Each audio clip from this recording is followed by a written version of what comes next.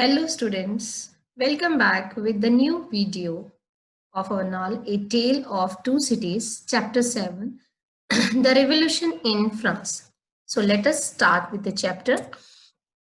Chapter 7, The Revolution in France. Many years had passed since Lucy and Charles' marriage. Now they had a daughter, little Lucy. Now they both have a daughter. Her name is Little Lucy, who was the apple of their eye and the darling of all the faithful visitors to the little house in Soho. Apple of their eye means she is very dear to her parents and she was a very loving person. Those who visit their house in the Soho, nothing gave them more pleasure than the sound of her little feet running to them and her innocent laughter. And everyone was so pleased after hearing her laughter and innocence. Sydney Carton was their least frequent visitor, and he occasionally visited their house in the Soho. Yet he came regularly about 6 times a year and visited quietly with them. He was very quiet, and in a year he visited 6 times. Little Lucy was very fond of him, despite his rough exterior. Rough exterior means uneven exterior, means he's very from outside he was very uneven. He was a first stranger to whom she held out her plump little arm. Plump means very soft, very well covered. Only she is allowing Sydney Carton to be lifted in his arms. It was late one night in mid-July of the year 1789, and it was a top of 1789, round about little Lucy's sixth birthday, and when little Lucy was of 6 years. Mr. Lorry arrived from Tellison Bank and sat with Charles and Lucy in the dark window, looking out onto the large plane tree in the garden. And they three were enjoying the tea, and they have a very serious talk with them, and they all look around to the plane, they all look out onto the a very large plane tree in the garden. And the old man, Mr. Lorry, was visibly preoccupied. And Mr. Lorry was thinking something very serious. And now he talked with Charles. Things are very bad in Paris, very bad. Now he has a serious talk about the Paris, that Paris was in a danger. Our French customers are sending as much of their money as they can, because now French has a revolution in his country, and the French customers are sending a lot of money in the Tellison Bank. That was a serious thing, because they are saving their money so that they can leave their country when they can. Things that is not a good sign. You have no idea, dear Charles. And Mr. Lorry was saying that that is not a good sign, and Charles do not know that the things are very bad in the country. He do not have any idea. The same morning, July 14, the district of Saint Anthony in Paris was liking a boiling pot. And on the same morning, in 1789, the Paris was looking like a boiling point, because there was a revolution in the country, and the people are against the aristocratic families, and the people now they are against authorities, so they come onto the street and have and they just started the revolution, ready to boiling point, ready to overflow.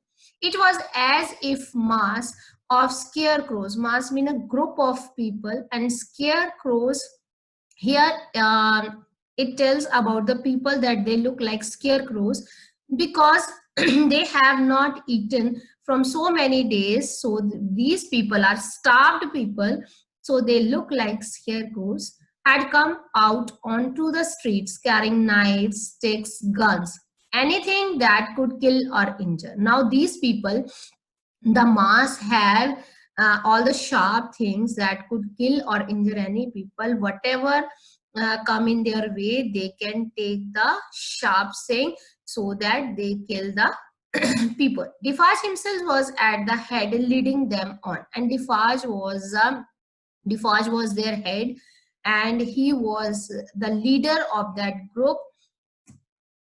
And here in this picture, you have seen the Defarge and Ma'am Defarge were leading that group, and they have the sharp things, the knives, someone have axes in their hands, someone have saw in their hands. So whatever kill, the things that kill or injure the people, they can carry all the things.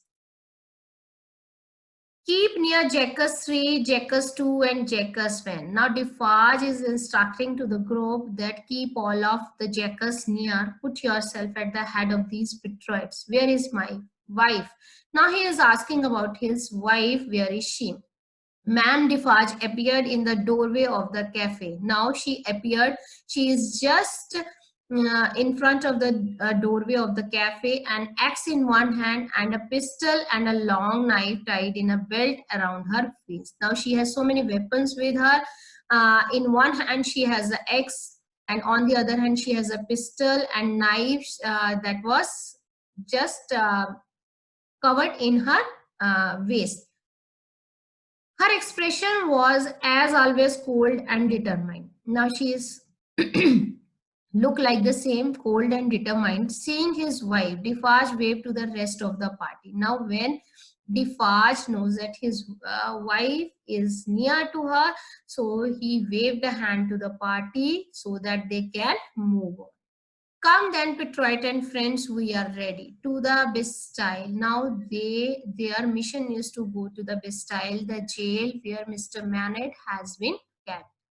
The roaring sea of people swinging their weapons in the air, beating drums and ringing bell, pushed forward an unstoppable angry mass. Now these people are so much full of anger.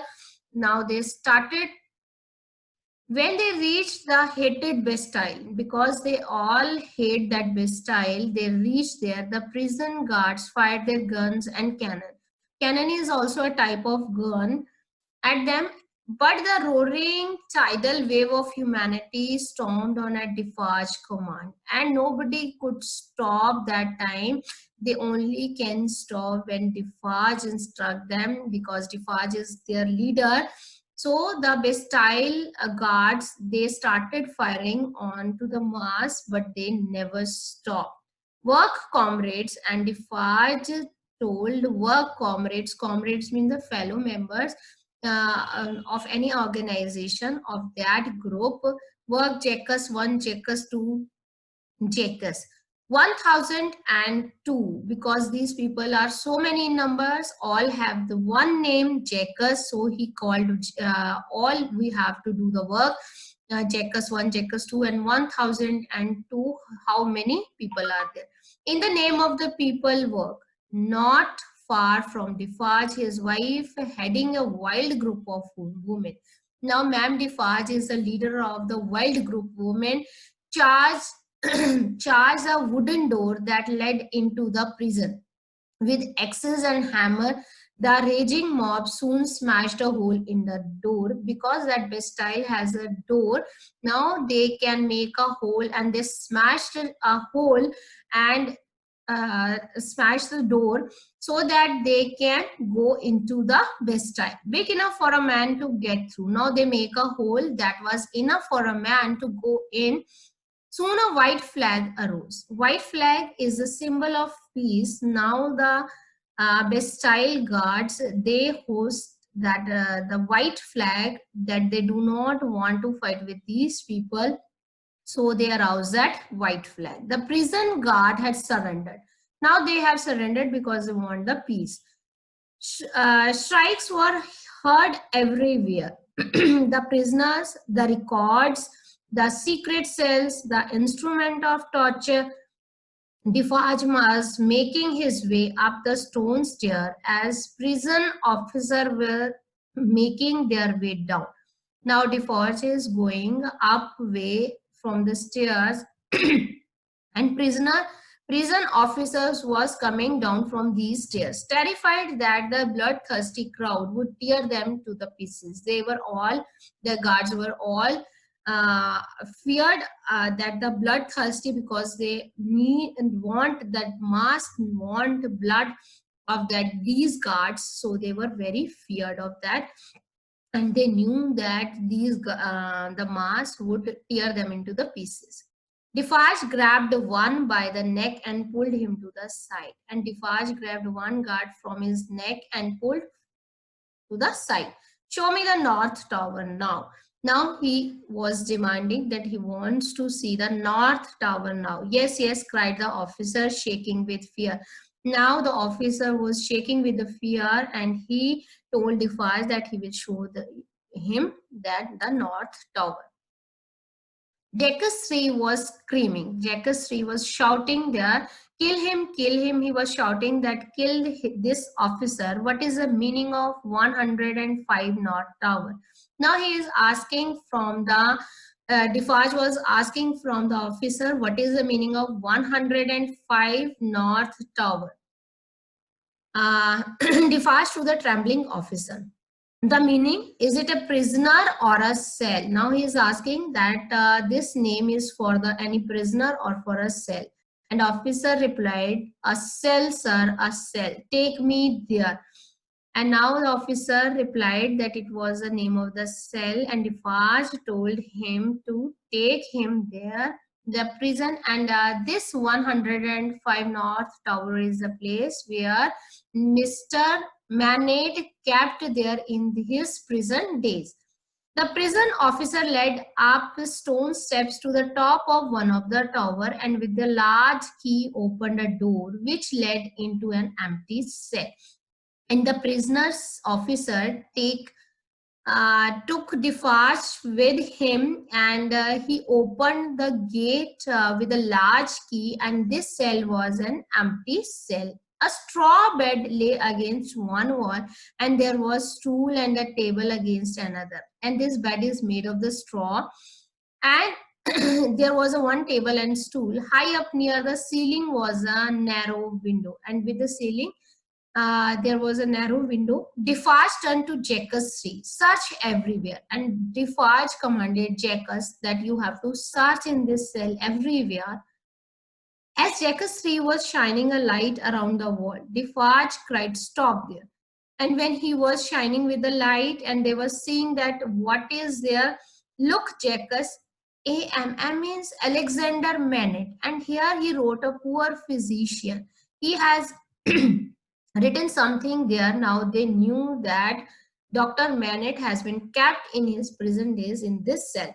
The two men tore the straw from the bed and searched everywhere. They broke the worn out furniture. Worn out furniture means that was already broken.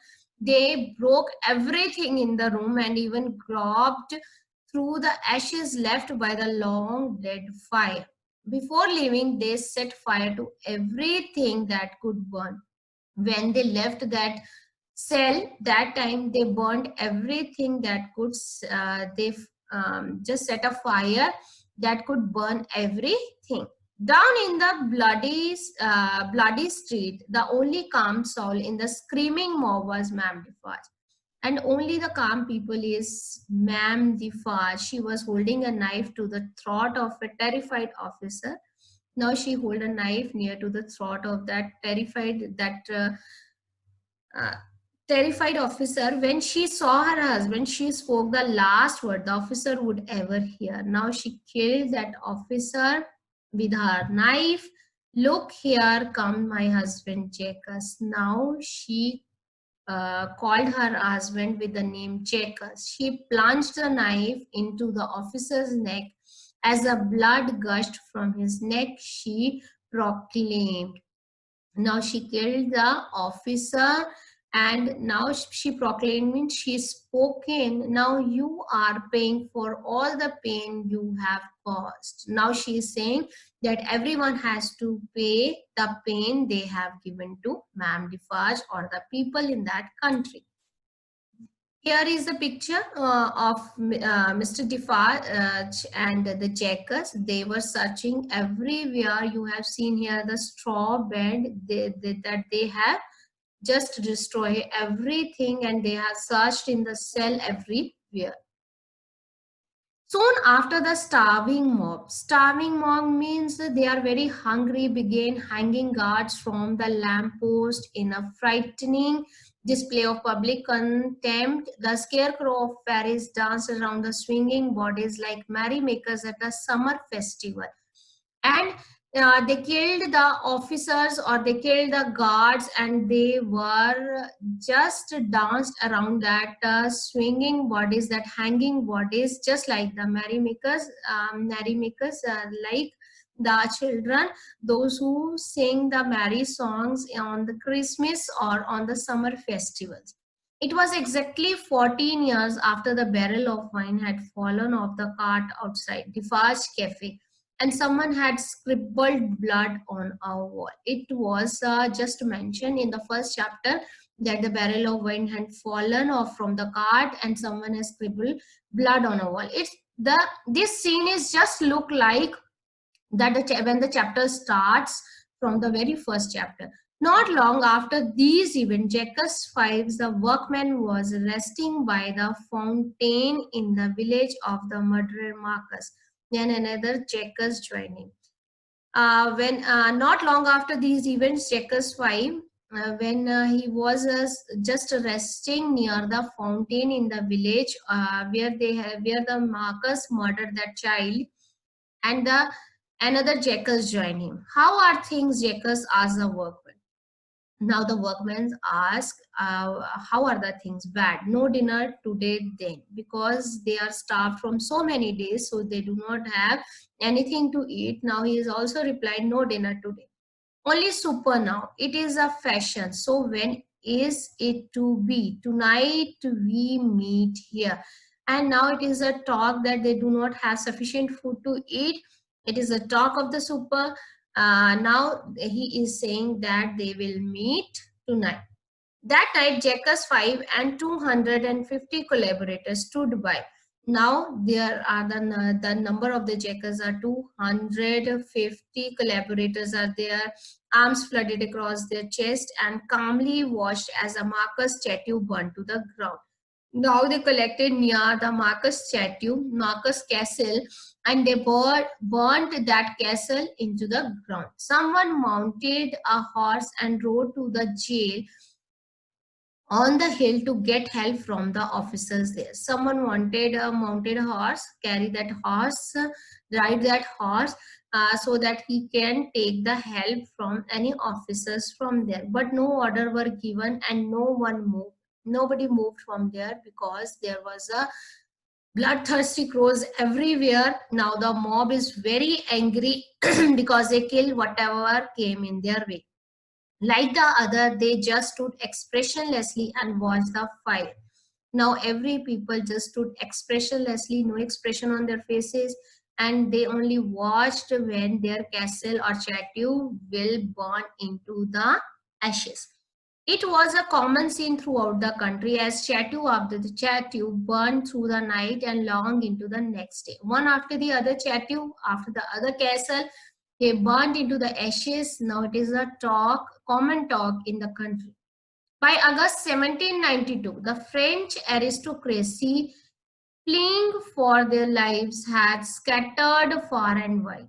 One hot afternoon of the same year, Mr. Lorry sat at his desk and Charles Darnay stood leaning on it. And the French aristocracy, they're fleeing, they moved to anywhere they can take the shelter. And on that hot afternoon, Mr. Lorry was on his desk and Charles was leaning on it, talking with him in a low voice. Now they had both Charles and Mr. Lorry have a talk with each other.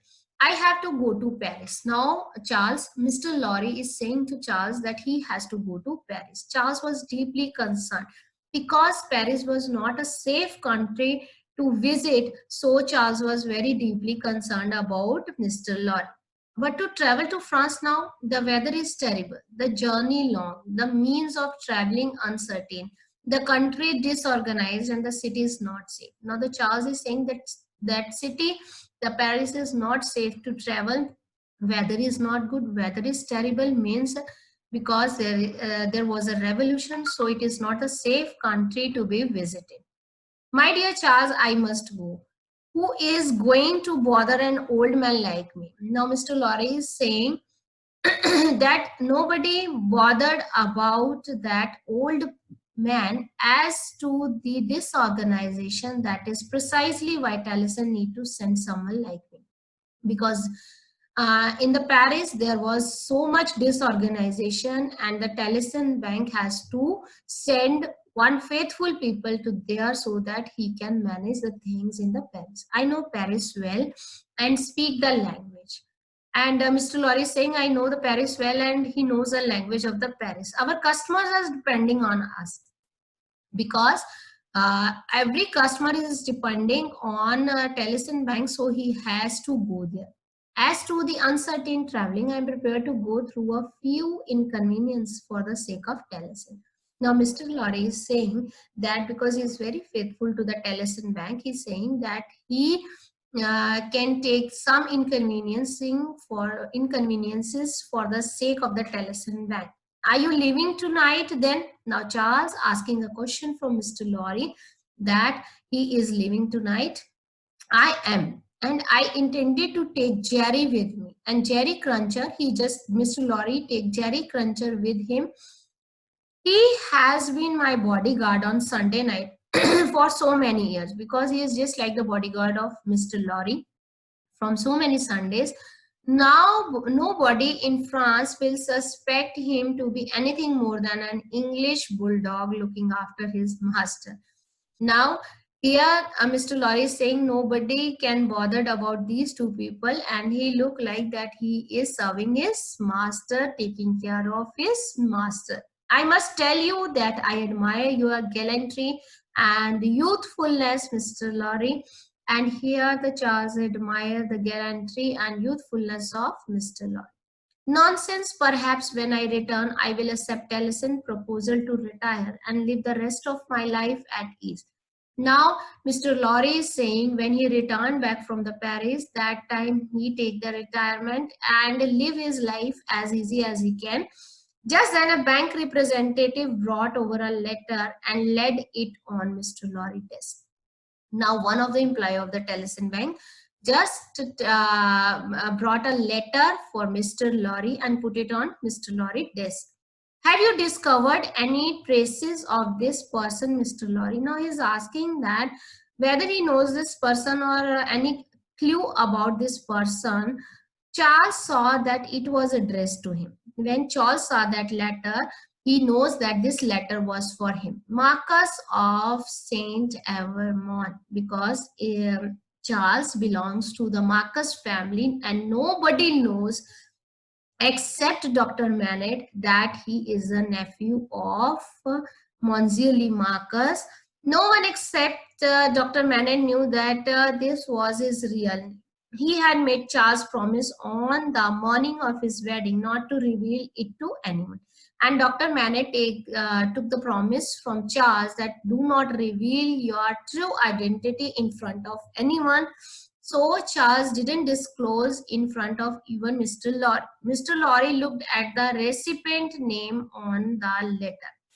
Now Mr. Lorry looked the recipient name on the letter. No, I have asked everyone here and no one can tell me where this gentleman is to be found. Because Mr. Lorry also didn't know the real identity of Charles, so he replied to the man that he didn't know that man and he do not know where he. Mr. Lorry noticed that several French gentlemen were at Taliesin on business. He got up and approached them to inquire about the mysterious Marcus. Now, Mr. Lorry inquired from everywhere that they knew about the Marcus. No one seemed able to shed any light, though, and nobody shed any light. Nobody knew that where was the Marcus. At that moment, Mr. Stryver, who happened to be accompanying French customer, saw the letter and to whom it was addressed. And on that time, Mr. Stryver, that was accompanying French customer, he saw that letter and whom it was addressed. Isn't that the nephew of that Marcus? Now Mr. Stryver knows that this person is a nephew of the Marcus who was murdered.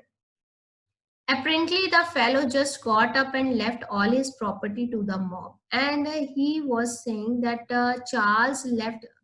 Nobody knows that Charles was that man.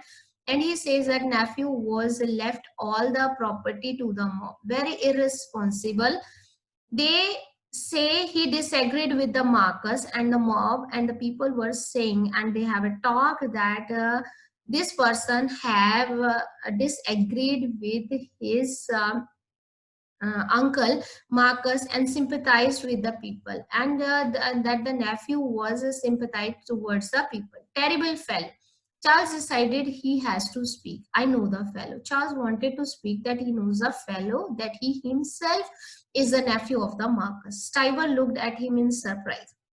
Stuyver was very surprised. Do you? Oh, I am sorry to hear it. Why? And he was asking the question, do you know that person? Why? Kyun jante ho? Why, Mr. Dane? Do you need to ask why? But I do ask why. And here Mr. Dane is saying, do you need to answer that question? And he said, yes, I do need. Why? Because he has given into the peasants. That's why. Careful not to reveal his secret, but greatly distressed, Charles ended the discussion quickly. Charles knows that he did if he revealed his secret, he was in a danger. So he was very careful. So he just ended the discussion very quickly. I think you may not understand the fellow, Mr. Stuyver, and he ended the conversation by saying that you do not understand that fellow. Mr. Lorry asked Charles if he could deliver the letter to the man in question, as he himself would not have time before he left. Charles agreed and took the letter. Now, Mr. Lorry asked Charles that could he deliver that letter to that person, because he didn't have so much time, because he has to leave the country for and he have to move the country Paris. And Charles agreed and took the letter. As soon as he had left the bank, he tore the letter open and read it, because Charles knew that this letter is for him. When Mr. Lorry left for the bank, he just tore that letter and opened it and read it as follow. And this letter you have seen here, Prison of the Abbe Paris, June 21st, 1792. Dear Monsieur Marcus, my life is in danger, and someone has written for Charles that his life is in danger, and my house has been burned to the ground, and his house has been burned into the ashes, the crime for which I am accused having helped and served. The crime on that person is that he helped and served Charles Darnley. Is treason against the people, treason the case against that people. I have in vain try to explain that I have acted for the people according to your command, that I have collected no taxes or rent and returned the money they had paid in the past. And he just followed the command of the Charles Darnley, that he had returned all the taxes and all the money that he had collected in the past to the people. The only response of the tribunal is the board, is that I have acted for an emigrant. And where is that emigrant? Emigrant, the person who leaves his country and stay the any other country. And the treason against that person is that he has helped that emigrant, and he wanted to know, the authority wanted to know, where was that emigrant. My dear sir, I once risked my life to help you leave the country. Now here, the person is saying that once he risked his life to help his master, Marcus, I desperately need your help now. Now he wanted his help. I was true to you, Monsieur Marcus. I pray you will be true to me. And he was saying that he is true to his master, and now his master duty is to be true to him, to help him, your servant Gabin. Now his the person name was Gabin. As soon as Charles read the letter, he knew he had to go to Paris. When Charles read the letter, because he is a true master, so he decided to leave that country. and he has to move to Paris. But he could tell no one. However, he needed to let poor Gabble know of his forthcoming arrival. Now he couldn't tell anyone about his journey, but he, on the same hand, he has to assure that Gabble he is coming very soon, and he about his arrival. And so he returned to the bank in the evening to see Mr. Lorry off. Now his only way is Mr. Lorry, that he conveys his message to Mr. Lorry, and he passes that message to that Gabble. I have delivered the letter, Mr. Lorry. Well done, my dear Charles. And on the same night, he met Mr. Lorry again, and he told Mr. Lorry that he have delivered that letter. And could you give the sender an oral response? And here, Charles asking from Mr. Lorry, could he deliver that message to the Gabble, that oral response only, willingly? If it is not dangerous, whom shall I see? And Mr. Lorry was saying that I will deliver that message if it is not dangerous. And he was asking, whom shall I see? A man called Gabble, a prisoner in the Abbey prison, Paris. Mr. Lorry looked somewhat puzzled, and Mr. Lorry was so much puzzled. And when Charles replied that he has to meet the person in the prison, his name was Gabble. What shall I tell him? And Mr. Lorry was asking, but he has to tell this man, just tell him that the Marcus is on his way. And the message was, and the message Mr. Lorry has to deliver is that Marcus is on his way. When will the Marcus get there? Now Mr. Lorry asked a question. When the Marcus get there, tell him that he is leaving tomorrow night. And Charles replied that he is leaving tomorrow night. That night, Charles wrote 2 letters, one to his wife explaining why he had to go to Paris, and the other to Dr. Manette, asking him to look after his family in his absence. Because Charles hadn't disclosed that he left that country that night, so he wrote 2 letters, one for his wife and one for Dr. Manette. Wife to explaining why he had to go to Paris, and second to Dr. Manette, just to request Dr. Manette to look after his family, to look after his wife and his daughter. The day of his departure was very hard for Charles. That day was very hard because he hadn't disclosed to his wife and Dr. Manette. Unaware of her husband's plan, Lucy was particularly happy that day. Lucy didn't know that what was the planning of his husband. She was happy that day, but he could not allow her affectionate mood to keep him from his mission. He had a duty to Gabble. So here he do not want to spoil, Charles do not want to spoil the mood of his wife, and he had a duty for his servant, for Gabble. Half an hour before midnight, Charles left the letter on the hall table of his Soho home, quietly closed the door and went to the nearest stable where he had arranged to pick up a horse that would take him to Dover. Just half an hour before the midnight, Charles just left the letter onto the hall table, and he closed the door very quietly and went just near the stable where he could arrange the horses that taken him to the Dover. His dangerous journey had begun.